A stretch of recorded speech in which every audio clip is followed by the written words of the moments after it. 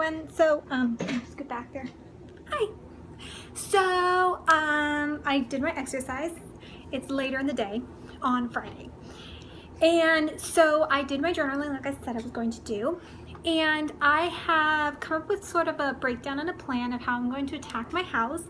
And I hope that this helps you because I think it's pretty transferable. So the first thing I did was break down my house into smaller sections. So for example, I have, you know, a bathroom area, a living room, which I'm sitting in now, a kitchen, and a bedroom. Like, okay, that's really big areas. So what I've done is I have it over here on my iPad, is that I've broken down my house division. So for example, I don't have a bathroom, right? I have my bathroom, my actual little like toilet area and shower, the vanity, the hallway, the hall closet, which is only half of the hall closet, and then the shoe closet, which is the other half. Then in my living room, I've actually broken it up into kind of a living room and a dining room section. So now I have my cat area, entertainment center, couch area, bookcases and shelves, entertainment floor area, basically. Then over on the other side, we have dining table, dining room floor, wall edges dash piles, which means that I have some piles just kind of stacked up on these blank walls that I don't have furniture against. And entry drawers, which is that set of drawers that I have in the front. Then I have kitchen, which I've divided into kitchen floors, kitchen counters, kitchen cabinets, and dishes, which I think are all conquerable pieces of your kitchen, so you can clean up your floors. Like if there's stuff on the floor or stuff's out of place on the floor, it needs a sweep, it needs a mop, something easy and simple, that's your kitchen floor. Kitchen counters are obviously your countertops. Put stuff away, put stuff in the dishwasher or the sink that you need to. Kitchen cabinets, make sure they're tidy and organized and not falling over. And then dishes, do your dishes. It's its own little special treat for everyone's day, isn't it? The next section I have is bed, which is basically just making my bed.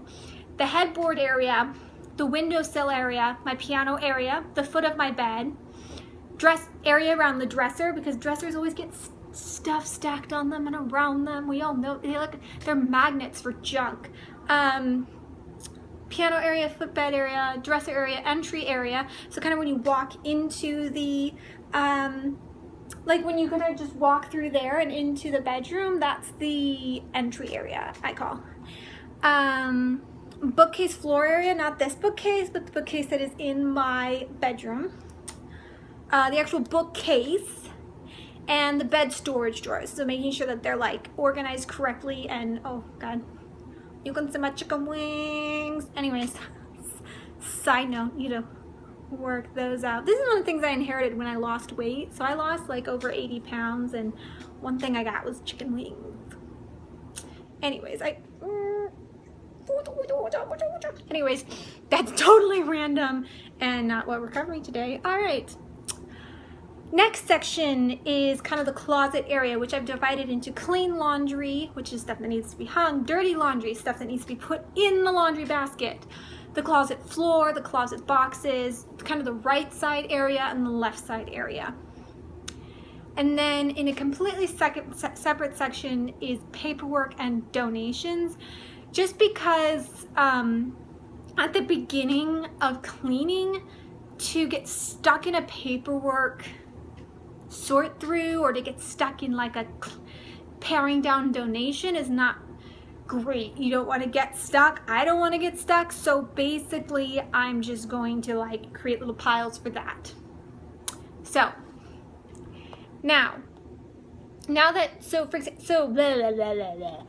so that's my house division. That is how I have divided up my actual house into smaller sections that are going to be more manageable. So for example, I'm going to say, okay, I'm going to spend 15 minutes or 10 minutes even on my vanity. on my bathroom, my actual like, toilet area, on the hallway, the hall closet. They're so much more manageable than saying I'm going to clean up my bathroom, I'm going to clean up my living room, which is huge.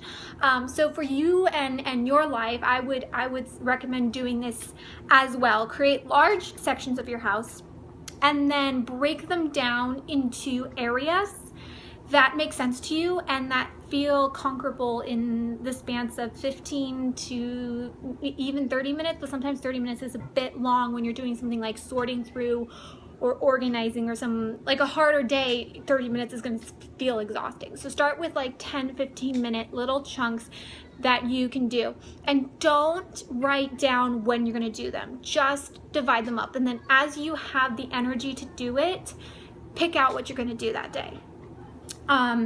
Don't set up too many mountains for you to climb. It just doesn't work. At least for people with anxiety or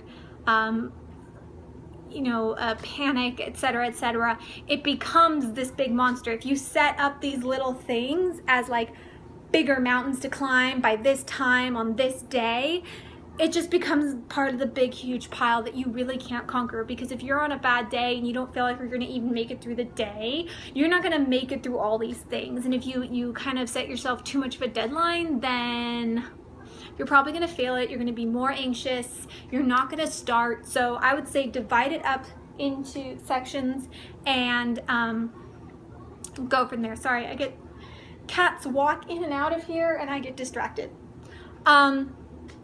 So the next part, after you have created your house divisions, turn the page, the next page in your little journaling experiment here with me, is to list things that I call interrupting tasks. What they are things that come up when you're cleaning or caring for your house in the organization sense, that come up and kind of interrupt, and you don't want to get distracted by it.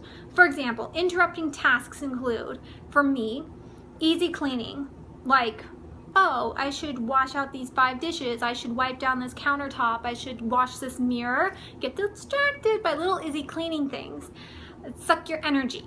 Then like taking down the trash to the dumpster.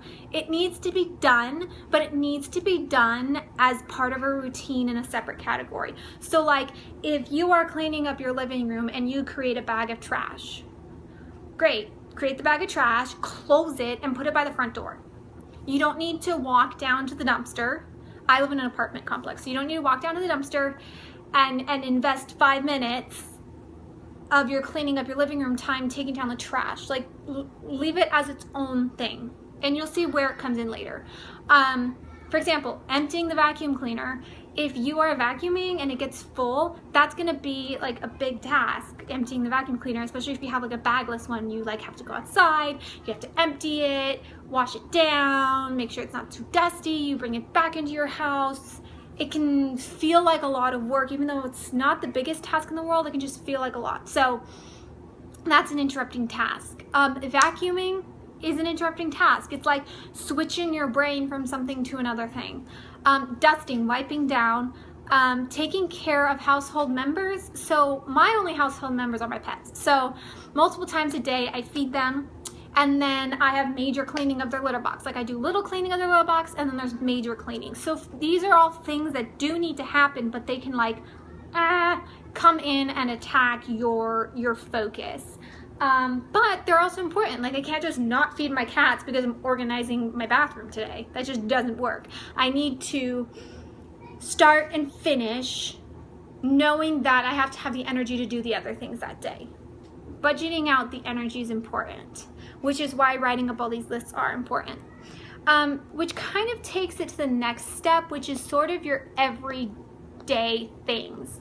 Now, every day, I would say, write down a list of things that you need to do or you want to do every day, and then highlight the ones that you need to do every single day that you can manage to do in the place you are with your mental health or with your physical health. For example, every day I have to feed my cats, I have to scoop their litter box, I have to water my plants, put away laundry, wash some dishes, pick up random stuff off the floor.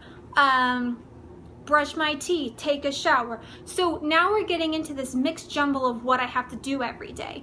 So I can now chip that away. So I can say, well, okay, I have to feed my cats every day and I need to scoop their litter box every day, but I don't need to do laundry every day. Like one day eventually I want to do a load or have a schedule, but not now. Wash dishes every day. I want to do that. I want to get into a system, but right now maybe I just put them in the sink or put them in the dishwasher and attack them as I feel able to. Obviously keeping your home sanitary and clean, like washing down the dishes, soaking them, things like that. But I don't know, find the balance. Pick up random things. Part of keeping a clean house once it is clean is that every single day you pick up the little random things and return them to their homes because you've created homes for them. Right now, you don't have the home. So these are kind of like falling away into our later everyday category, and then we have our like absolutely everyday category. I have to feed my cats, I have to like brush my teeth. These are things that have to happen every day, even if I'm feeling good or bad. And knowing what those are will allow you to know how much energy you need to get through the day. So that moves us entirely into the plan of action section. So once you've done that, we're on our plan of action section. So there are two ways to go about your plan of action, okay? If you are the person, which is not me, I am not this person, but if you are the person where you can see the big picture, then this is what I recommend for you, is to create all-inclusive tasks that can be done across the entire house within a 15-minute time period. For example, pick up all trash. So instead of doing the bathroom section, you say, in every single section of my house, I'm going to have a trash bag and I'm going to pick up all the trash. I'm going to throw away everything that doesn't need to exist. Okay? If you are not a big picture person, this is going to drain you. Why? I know from experience because it drains me. If I walk through my whole house and I pick up all the trash and I look around my whole entire house, great, the trash is gone, but my house is still a mess and I have no one section to be proud of. That is like, oh, why am I even doing this? I don't know. So for me, the one little section to be proud of, to be like, I did that today, yeah, that is so important for me. And so that's a type of task I need to do. I need to not pick up all the trash in my entire house. I need to just clean my bathroom, which means sort my bathroom, pick up the trash in my bathroom, take things out of my bathroom that don't need to be there. All the little different steps of cleaning I do in one section. Other type of person, pick up all the trash in the area. Move all items to designated areas. So that is where you sweep your house. You do go section by section, but you sweep your entire house. So how that works is you go into the kitchen, and if there is anything in the kitchen that does not live in the kitchen, it comes out of the kitchen. And let's say you have some books and they live in your living room. Okay, you're gonna create a living room pile. You're not gonna put it away. You're just gonna create your living room pile, okay? So I go in there and there's some books and maybe there's a hairbrush for whatever reason. So you pick up the books, you just put them in the living room, and you then put the brush in the bathroom area, somewhere, doesn't matter, on the vanity, anywhere, just put it in the bathroom area, okay? Then you move to your living room. Maybe there's a blanket that lives on your bed that you snuggled with at night on the TV, watching TV on the couch, right? You put that back in your room. Again, books that are on the couch, put it in the book section, put it in the living room section on the floor. So create little piles in your bedroom. If you have a big stack of mess, you can be like, oh, this lives in the bedroom, this lives in the bedroom, this lives in the living room, this lives in the bedroom, this goes to the kitchen, this dish goes to the kitchen. And so you kind of are instead of having one big, jumbled, complicated mess, you're making little messes. And you're putting the little messes in the rooms they belong in. So, and there is also have a no idea pile. This can really trip up people who are OCD or suffer from other types of like anxiety regarding home, regarding displacement, regarding abandonment, emotional attachment issues, like it's a nice picture but you're not sure what you want to do with it, you need a no idea pile, and that pile is where you put the stuff you have no idea about. So for example, a photo album, it doesn't have a home yet. You don't know where you're going to put it. Are you going to put it in the bedroom? Are you going to put it in the living room? Are you going to put it on display? Are you going to put it on a shelf? Are you going to put it in storage? You have no idea. Don't panic. That's the biggest thing. Don't panic. Put it in your no clue pile, your no idea pile. And probably the best thing for this is to just get like a plastic bin if you have a bin, or just make it next to your living room pile. Put it somewhere that is your I have no idea. So this is going to be like your junk drawer stuff, like extra keys, anything you come across that you're like, I have really, what do I do with this? Don't get overwhelmed by it. Later you will move to your piles. So once you've created all the piles and your house is organized in the sense that in the living room are only living room things, in the bathroom are only bathroom things, in the kitchen are only kitchen things, in the no idea pile is only things that you literally don't have any idea where they're supposed to belong yet. That's an okay pile to have. Remember that. Don't panic, okay? Then you go to your third step. So you've picked up all the trash, so you've sanitized your house, you have created all your designated areas or piles, and thirdly, now you are going to tackle your pile by pile. And again, this is for the person who is able to see the big picture better, okay? Or is the person who is able to designate more time to the task. So if you are in a really hard state like I am, you're gonna work in 10-minute, 15-minute intervals. If you're at a more mature place like I used to be, or when I worked in people's homes, you can go an hour, you can go 45 minutes, you can do longer things. That's where you're in the little like pile section, okay? Once you've made your piles, you're gonna attack the piles room by room. And the biggest thing with this is that you're not going to go across your entire house. Some of you might be kind of a meld of the two, where you're like a big picture person, but you get kind of anxious about stuff. That's where sticking to your piles is important.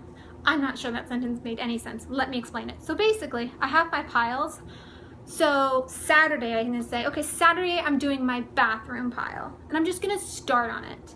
And you do as much of your bathroom pile as you can. And if you don't finish it, it's okay.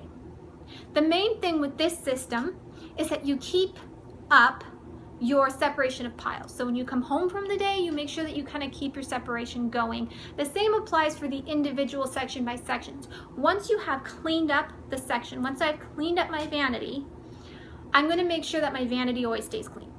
And then I add my bathroom. So now I make sure that my bathroom and my vanity always stay clean. So I'm getting into the habit of slowly by slowing adding more and more parts that I continually keep clean. The same goes for your pile technique. If you start the bathroom pile and you don't finish it, that's okay. However, don't leave your blanket out on the living room sofa when it needs to go back in the bedroom. If you find that keeping up your daily life, the daily routine, whatever you want to call it, if you find that just keeping that up is enough work for you, then just accept that for now and practice keeping your stuff in your pile. Practice coming home from the day. If you have a hairbrush in your bag or something, or you eat some food on the living room sofa, you take it to the kitchen. It might not get washed and dried and put in the cabinet, but it's in the kitchen.